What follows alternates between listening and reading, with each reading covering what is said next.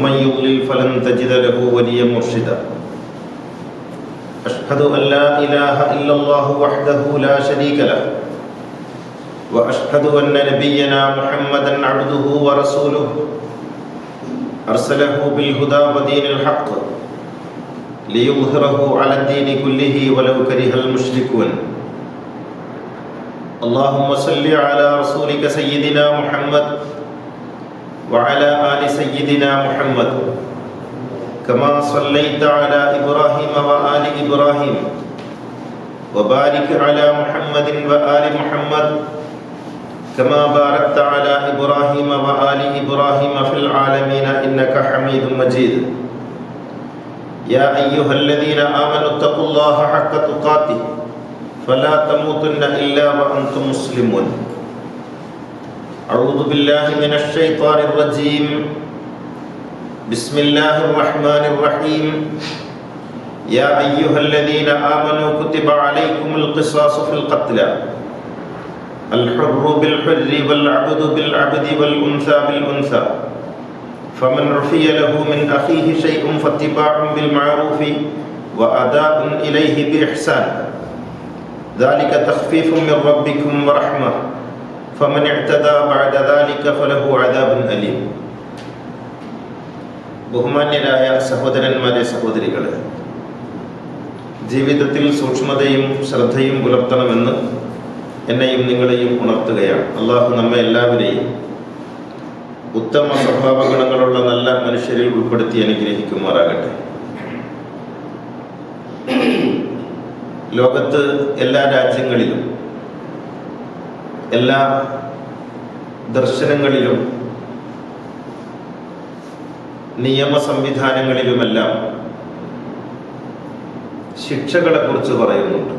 ഒരാളൊരു കുറ്റം ചെയ്താൽ, സാമൂഹികമായ കുറ്റം ചെയ്താൽ ആ കുറ്റത്തിന് ഉണ്ടാകണം, ശിക്ഷിക്കപ്പെടണം. അങ്ങനെയുള്ള ശിക്ഷകളുടെ വ്യത്യസ്തങ്ങളായ രൂപങ്ങൾ ലോകത്തിൻ്റെ എല്ലാ ഭാഗങ്ങളിലും നടപ്പാക്കപ്പെടുന്നുണ്ട്. അത് മോഷണമാണെങ്കിലും ബലാത്കാരമാണെങ്കിലും പിടിച്ചു പറയുകയാണെങ്കിലും ശാരീരികമായ മർദ്ദന പീഡനങ്ങളാണെങ്കിലും മറ്റൊരാളുടെ അഭിമാനത്തെ വ്രണപ്പെടുത്തുന്ന വിധത്തിൽ അപഹസിക്കുകയോ നിന്ദിക്കുകയോ ചെയ്യുന്ന പ്രവണതകളാണെങ്കിലും കൊലപാതകമാണെങ്കിലും എല്ലാം അത് ക്രിമിനൽ കുറ്റമായിട്ടാണ് കണക്കാക്കപ്പെടുക. സമൂഹത്തിന്റെ സ്വാഭാവികമായ ജീവിതത്തിന് ഹാനി വരുത്തുന്ന, സമൂഹത്തിന്റെ സമാധാനവും സ്വസ്ഥതയും നഷ്ടപ്പെടുത്തുന്ന പ്രവർത്തനങ്ങളിൽ ഏർപ്പെടുന്നതാണ് ക്രിമിനൽ ആക്ടിവിറ്റി എന്ന് പറയുന്നത്. അതൊരു വാക്കാകാം, അതൊരു കർമ്മമാകാം, അതൊരു ഗൂഢാലോചനകളാകാം, എന്തുമാകാം. ഗൂഢാലോചനയും ക്രിമിനൽ ആക്ടിവിറ്റിയാണ്. ഇതിന് ഓരോ രാജ്യങ്ങളിലും ദർശനങ്ങളിലും വ്യത്യസ്തങ്ങളായ ശിക്ഷാ സമ്പ്രദായങ്ങളുണ്ട്. എന്തിനാണ് ഇങ്ങനെയുള്ള ശിക്ഷാ സമ്പ്രദായങ്ങൾ എന്ന് ചോദിച്ചാൽ, സമൂഹത്തിന് സ്വസ്ഥമായി മുന്നോട്ടു പോകാൻ സാധിക്കുന്ന അന്തരീക്ഷം ഒരുക്കണം. കുറ്റവാസനകളുള്ളവരെ അത് പ്രകടിപ്പിക്കുന്നതിൽ നിന്ന്, അതിന് കർമ്മരൂപം ഉണ്ടാക്കുന്നതിൽ നിന്ന് പിന്തിരിപ്പിക്കണം. കുറ്റം ചെയ്തവർക്ക് മാനസാന്തരം ഉണ്ടാകണം, അവർ നന്നാകണം. വ്യത്യസ്തങ്ങളായ ശിക്ഷാരീതികളുണ്ട്. ഏറ്റവും ചെറിയ ശിക്ഷാരീതി പിഴ ഈടാക്കുക എന്നുള്ളതാണ്. പിന്നീട് ജയിലിലടക്കലുണ്ട്. അതിന് തന്നെ വ്യത്യസ്തങ്ങളായ കാലാവധിയുണ്ട്. ജയിലിലടയ്ക്കുന്നതിന് അതിൻ്റെ ചില ഏറ്റവ്യത്യാസങ്ങളുണ്ട്. കഠിന തടവുണ്ട്, ഏകാന്ത തടവുണ്ട്, തുറന്ന ജയിലിൽ തടവിന് ശിക്ഷിക്കപ്പെടാറുണ്ട്. പഴയ കാലങ്ങളിൽ നാട് കടത്താറുണ്ടായിരുന്നു. ചില നാടുകളിൽ, ചില ദർശനങ്ങളിലൊക്കെ വധശിക്ഷയുമുണ്ട്.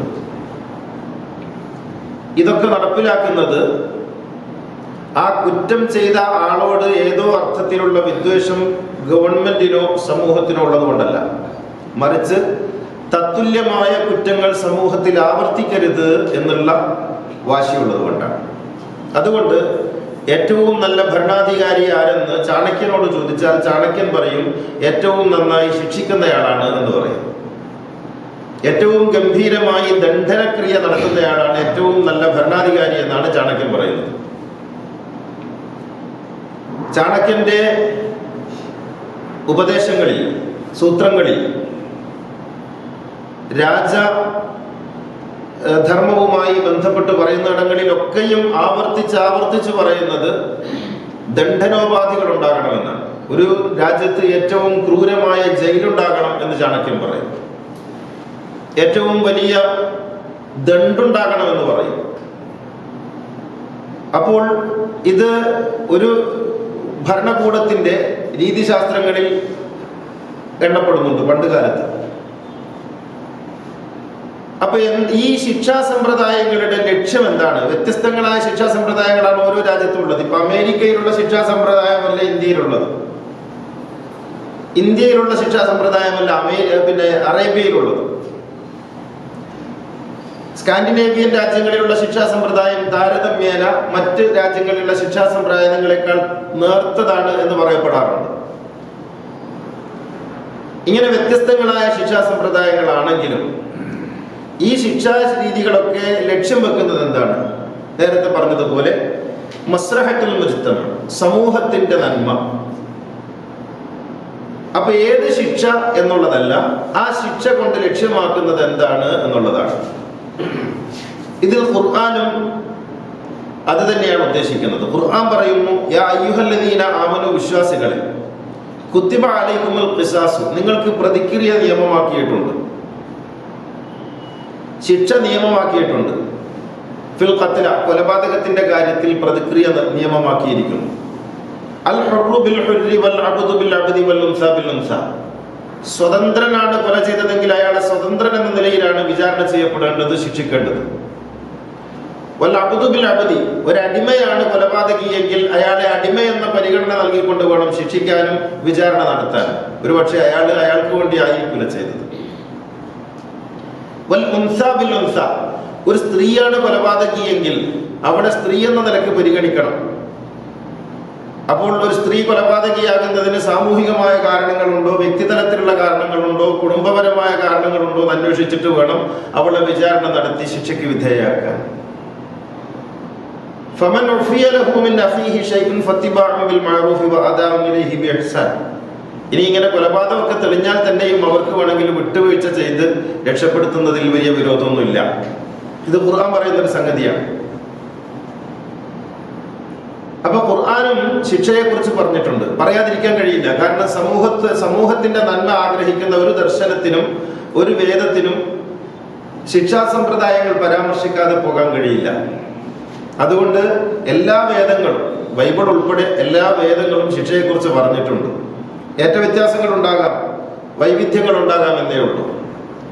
അപ്പൊ ഇത് കൊണ്ട് ഉദ്ദേശിക്കുന്നത് എന്താണ്? സമൂഹത്തിൽ പ്രശ്നങ്ങൾ ഉണ്ടാകരുത് എന്നുള്ളതാണ്. അപ്പോൾ കട്ടവന്റെ കൈവെട്ടണമെന്ന് ഖുർആൻ പറയും. അസ്സാരിഖു വസ്സാരിഖത്തു ഫഖ്തഉ ഐദിയഹുമ, കട്ടവന്റെ കൈവെട്ടണമെന്ന് ഖുർആൻ പറയുമ്പോൾ കട്ടവനെയൊക്കെ പിടിച്ച് കൈവെട്ടണമെന്നാണോ? ഒരിക്കലുമല്ല. പിന്നെ അതുകൊണ്ട് ഉദ്ദേശിക്കുന്നത് എന്താണ്? മോഷണം ഇല്ലാതാക്കണം. മോഷണം ഇല്ലാതാക്കാൻ പര്യാപ്തമായ ഏത് നിയമവും ഖുർആനിന്റെ താല്പര്യമാണ്. ഉമറുൽ ഫാറൂഖിന്റെ കാലത്ത്, അദ്ദേഹം ഭരണാധികാരിയായ കാലത്ത് ഒരു കള്ളനെ പിടിച്ചു. കള്ളനെ പിടിച്ചത് തൊണ്ടി മുതലോടുകൂടിയാണ്. ഈത്തപ്പഴം കട്ടുകൊണ്ടു പോകുന്ന സമയത്ത് ഈത്തപ്പന കുലകളോടുകൂടി മരത്തിൽ നിന്ന് തന്നെയാണ് ആളെ പിടിച്ചത്. എന്ന് വെച്ചാൽ തെളിവിന്റെ വേറെ ആവശ്യമൊന്നും ഉണ്ടായിരുന്നില്ല, നേർക്ക് നേരെ അങ്ങ് ശിക്ഷിക്കാം. അങ്ങനെ മരത്തിൽ നിന്ന് ഇയാളെ പിടിച്ച് തൊണ്ടി മുതലോട് കൂടി കയ്യും കെട്ടി ഇയാളെ കൊണ്ടുപോയി ഹാജരാക്കി. വലിയ അന്വേഷണങ്ങളൊന്നും ആവശ്യമില്ല. കട്ടവന്റെ കൈവെട്ടണം എന്നാണല്ലോ ഖുർആനിന്റെ ശാസന. ഉമറാണെങ്കിൽ നീതിയിൽ നീക്കുപോക്കില്ലാത്ത മനുഷ്യനുമാണ്. ഉമറിന്റെ അടുത്ത് കൊണ്ടുചെന്നു. അപ്പൊ എല്ലാം ക്ലിയർ ആണ്. ഉമർ ഒഫീഷ്യലായ ഒരു അന്വേഷണത്തിന് ഉത്തരവിട്ടു. അതും ഈ പ്രതിക്ക് എതിരാണ്, ഇയാൾ കട്ടിട്ടുണ്ട്. പ്രതിയും സമ്മതിച്ചു, ഞാൻ കട്ടിട്ടുണ്ട്, നിർവാഹമില്ലല്ലോ. അപ്പൊ ഇനി എന്ത് ചെയ്യണം? അപ്പൊ ഉമർ ഇയാളെ ഒരു കൗൺസിലിങ്ങിന് വിധേയമാക്കി. ഉമർ ഒരു റൂമിലേക്ക് കൂട്ടിക്കൊണ്ടുപോയിട്ട് ഈ ചെറുപ്പക്കാരനോട് ചോദിച്ചു, നീ എന്താണ് കട്ടത്, എന്തിനാണെന്ന് ചോദിച്ചു. അപ്പൊ ഇയാൾ ചില ഉത്തരങ്ങളൊക്കെ പറഞ്ഞു. ഉമർ അന്വേഷണ ഉദ്യോഗസ്ഥന്മാരുടെ അടുത്ത് ഇയാൾ പറഞ്ഞ വിവരങ്ങളൊക്കെ കറക്റ്റാണോ എന്ന് അന്വേഷിക്കാൻ വേണ്ടി ആളെ അയച്ചു. അപ്പൊ ഇയാൾ പറഞ്ഞതൊക്കെ കറക്റ്റാണ്. ഇയാൾ പട്ടിണിയിലാണ്, ദാരിദ്ര്യത്തിലാണ്, തൊഴിലില്ല, വീട്ടിൽ വലിയ കഷ്ടപ്പാടാണ്. അപ്പൊ ഉമർ എന്താ വിധിച്ചതെന്ന് അറിയോ നിങ്ങള്? കട്ടവന്റെ കൈവെട്ടണം എന്നാണ് ഖുർആൻ നടപ്പിലാക്കേണ്ടയാളാണ് ഉമർ. ഉമർ വിധിച്ചത് അങ്ങാടിയിൽ ഒരു നല്ല കട, ബിസിനസ് ചെയ്യാനുള്ള കട ഇയാൾക്ക് അടുത്ത മാസം തന്നെ ഗവൺമെന്റ് തുറന്നു കൊടുക്കും. അങ്ങനെ ഗവൺമെന്റ് ഇയാൾക്ക് ഒരു കട തുടങ്ങി കൊടുക്കുകയും അയാൾ ആ കടയിൽ കച്ചവടം ചെയ്ത് നന്നാവുകയും ചെയ്തു. ആ ഉടമയ്ക്ക് നഷ്ടമായ സംഖ്യ ഗവൺമെന്റ് അയാൾക്ക് കൊടുത്തു. അപ്പൊ എന്താണ് താല്പര്യം എന്നുള്ളതാണ്. ഈ കുറ്റകൃത്യം ചെയ്യുന്നവന്റെ ഇന്റൻഷൻ പ്രധാനമാണ്. അയാൾ എന്ത് ഉദ്ദേശത്തോടു കൂടിയാണ് ഇത് ചെയ്തത് എന്ന് നോക്കണം. അപ്പം വെറും കർമ്മം മാത്രം നോക്കിയാൽ പോരാ, ഇന്റൻഷൻ നോക്കണം. അയാളെ ആ കുറ്റകൃത്യത്തിലേക്ക് എത്തിച്ച സാഹചര്യം നോക്കണം.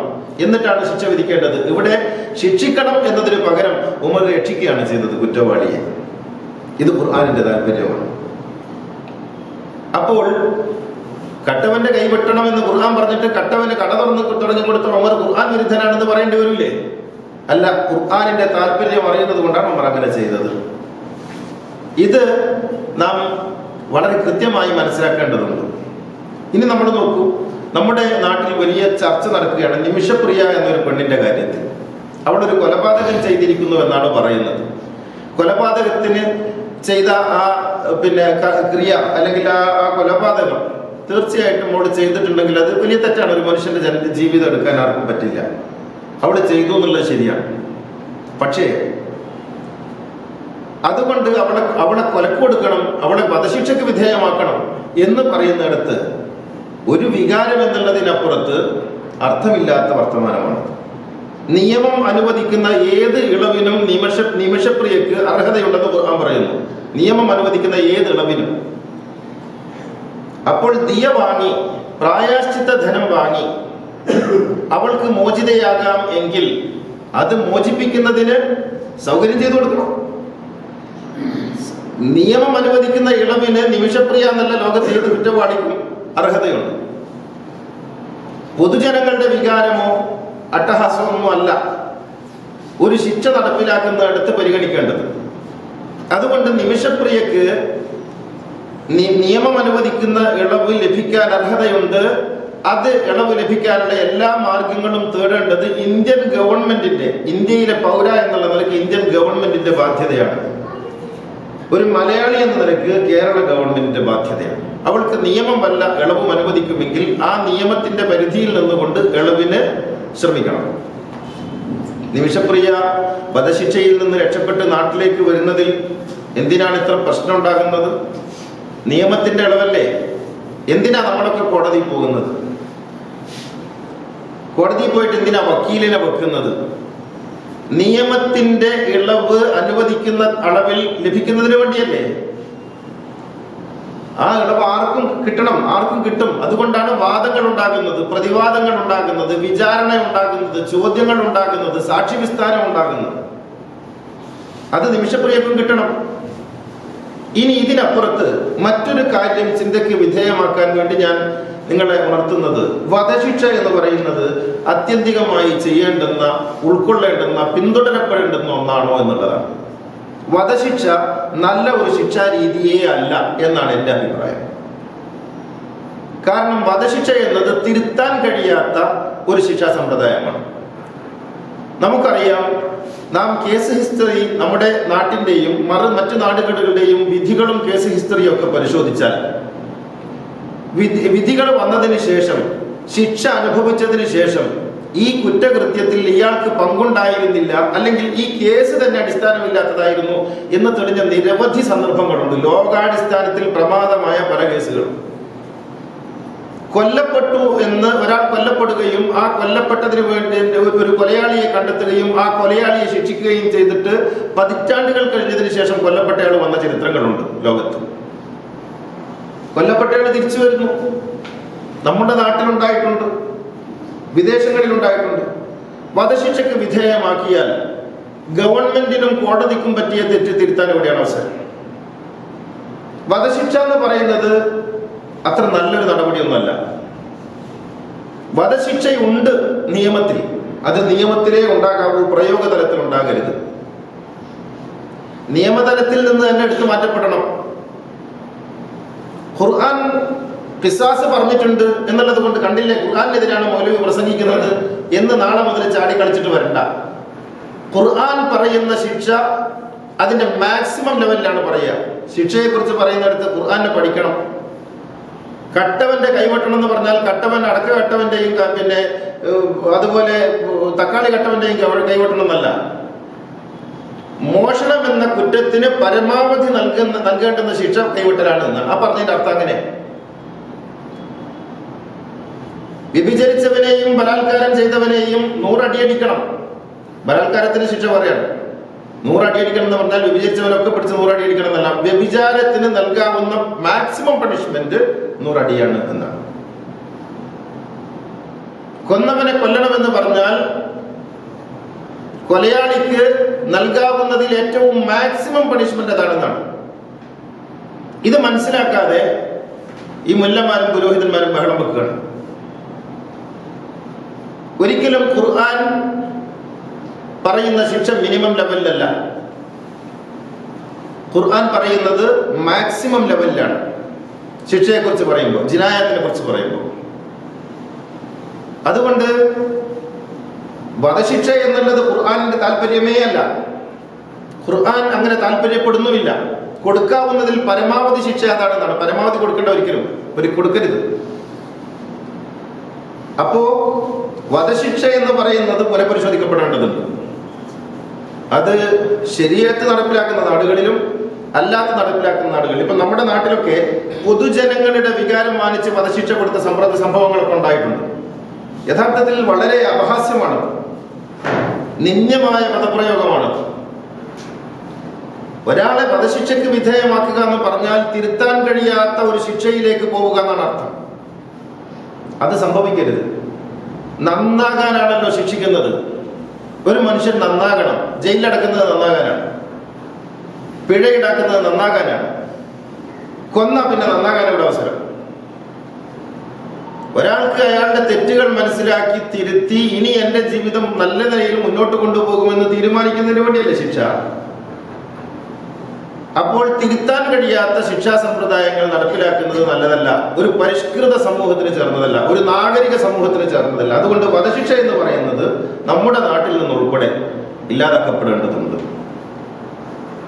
മറ്റുള്ള ഒരുപാട് ശിക്ഷാ രീതികൾ ഉണ്ടല്ലോ. ഇപ്പം മരിക്കുന്നത് വരെ തടവ്, അതൊരു ശിക്ഷയാണ്. അങ്ങനെയാവാം.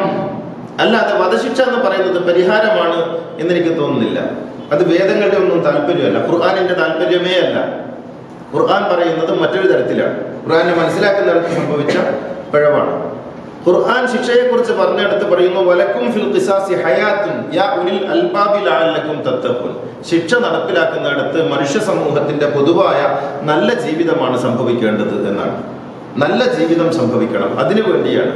അതുകൊണ്ട് നിമിഷപ്രിയയുമായി ബന്ധപ്പെട്ട് നമ്മുടെ സർക്കാരുകൾ നടത്തുന്ന നീക്കങ്ങൾ, ഇനി മറ്റാരെങ്കിലും അതിന്റെ നീക്കങ്ങൾ നടത്തുന്നുവെങ്കിൽ അത് ശുഭോദർക്കമായ കാര്യമാണ്, അത് പരിഗണിക്കപ്പെടേണ്ടുന്ന കാര്യമാണ്, അഭിനന്ദനീയമായ കാര്യമാണ്. ഒരു സ്ത്രീ ആകട്ടെ പുരുഷനാകട്ടെ നിയമം അനുവദിക്കുന്ന എല്ലാ ഇളവുകളും വാങ്ങിക്കൊടുക്കാൻ സർക്കാരുകൾക്ക് ബാധ്യതയുണ്ട്. അള്ളാഹു അനുഗ്രഹിക്കുമാറാകട്ടെ. അഖൂലു ഖൗലി ഹാദാ വഅസ്തഗ്ഫിറുല്ലാഹൽ അദീം ലി വലക്കും വഅസ്തഗ്ഫിറുഹു അന്നി വഅൻകും വഅൻ ജമീഇൽ മുസ്ലിമീന വൽ മുഅ്മിനീന അജ്മഈൻ ഫസ്തഗ്ഫിറൂഹു ഇന്നഹു ഹുവൽ ഗഫൂറുർ റഹീം.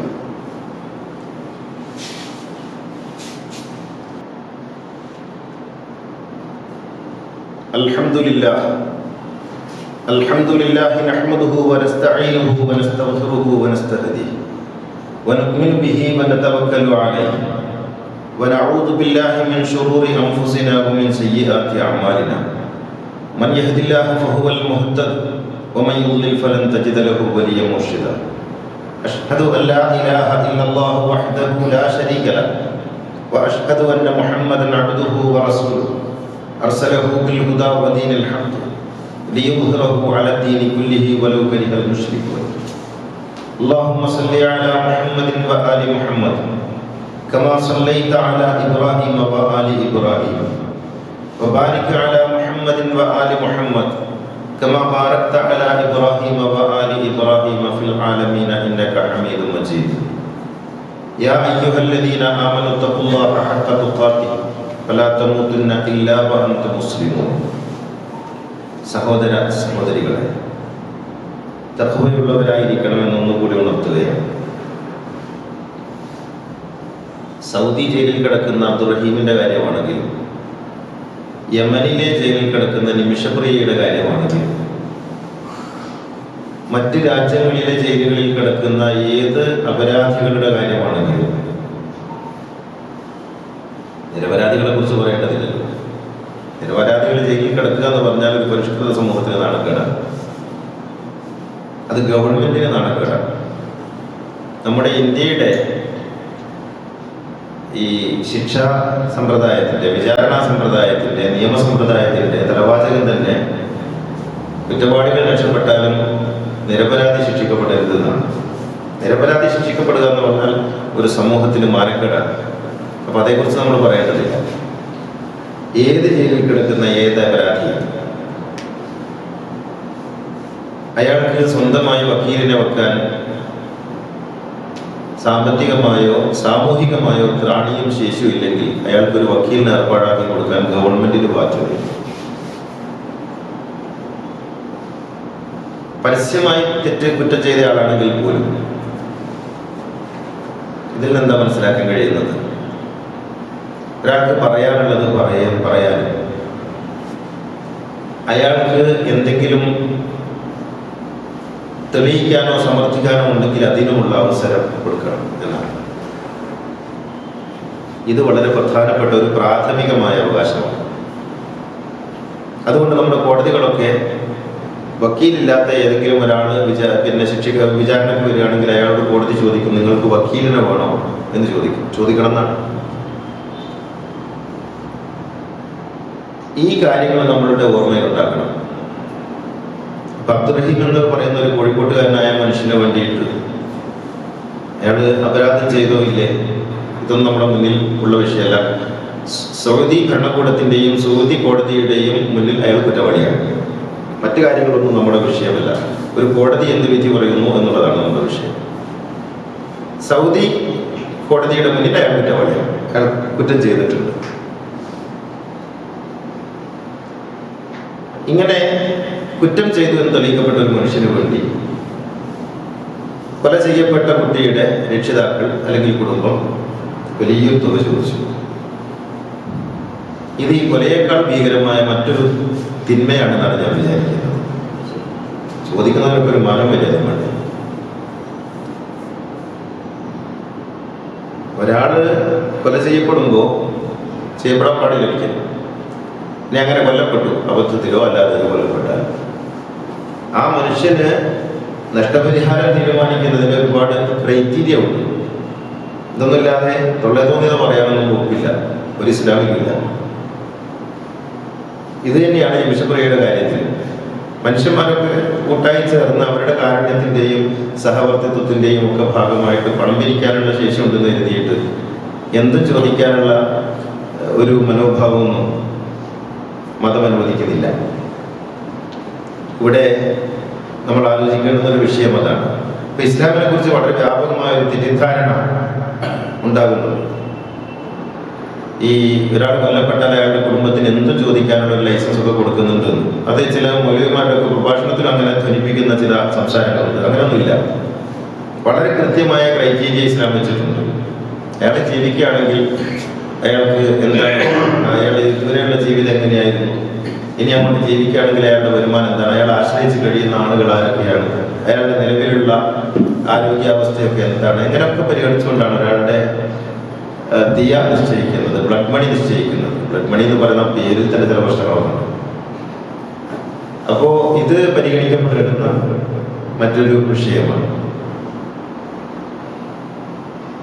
ഒരു രാജ്യത്തെ ഒരു പൗര അല്ലെങ്കിൽ പൗരൻ മറ്റൊരു രാജ്യത്ത് ശിക്ഷിക്കപ്പെട്ടാൽ തീർച്ചയായും അവരുടെ രാജ്യത്തിൻ്റെ ഭരണകൂടം അക്കാര്യത്തിൽ താല്പര്യം കാണിക്കുകയും ഇടപെടുകയും ഒക്കെ ചെയ്യേണ്ടതുണ്ട്. ഇന്നത്തെ ഈ പരിഷ്കൃത സമൂഹത്തിൽ അവിടെ നിന്ന് അയാളെ വാങ്ങി അയാൾ കുറ്റം ചെയ്തു എന്ന് തെളിയുകയാണെങ്കിൽ ബാക്കി ശിക്ഷ ഞങ്ങളുടെ നാട്ടിൽ വെച്ച് കൊടുക്കാം എന്ന് പറഞ്ഞ് നാട്ടിലേക്ക് കൊണ്ടുവരാനുള്ള ഒരു സാധ്യതയൊക്കെ ഗവൺമെന്റുകൾ ആരായേണ്ടതുണ്ട്. ലോകാടിസ്ഥാനത്തിലുള്ള നിയമ സംവിധാനങ്ങളിൽ ആ അർത്ഥത്തിലുള്ള മാറ്റങ്ങളൊക്കെ വരണം. മറ്റൊരു രാജ്യത്ത് ശിക്ഷിക്കപ്പെടുക എന്ന് പറഞ്ഞാൽ ഒരാളുടെ നാവരിയുക എന്നാണ് അർത്ഥം. ഒരാൾക്ക് പറയാനുള്ള സ്വാഭാവികമായ നീതി നിഷേധിക്കപ്പെടുക എന്നാണ് അർത്ഥം. ഇപ്പൊ മറ്റു രാജ്യങ്ങളിൽ എത്രയോ ജയിലുകളിൽ നമ്മുടെ നാട്ടിലെ ചെറുപ്പക്കാരൊക്കെ ഉണ്ട്. ഒരു ആക്സിഡന്റ് കേസിലൊക്കെയാണ് പലപ്പോഴും പിടിച്ചിടുന്നത്. അവർക്ക് പറയാനില്ല. മയക്കുമരുന്ന് കേസുകളിലുണ്ട്, അവര് അറിഞ്ഞിട്ട് പോലും ഉണ്ടാവില്ല പലപ്പോഴും.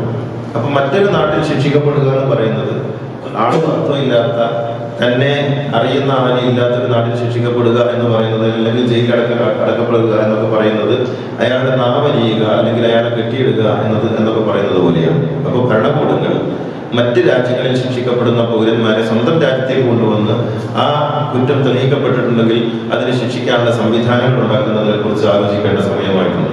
അള്ളാഹു അനുഗ്രഹിക്കട്ടെ. اللهم اغفر للمؤمنين والمؤمنات والمسلمين والمسلمات الأحياء منهم والأموات إنك مجيب الدعوات وقاضي الحاجات طيب ثراهم واجعل الجنة مأواهم ربنا آتنا في الدنيا حسنة وفي الآخرة حسنة وقنا عذاب النار ربنا تقبل منا إنك أنت السميع العليم وتب علينا إنك أنت التواب الرحيم وآخر دعائي الحمد لله.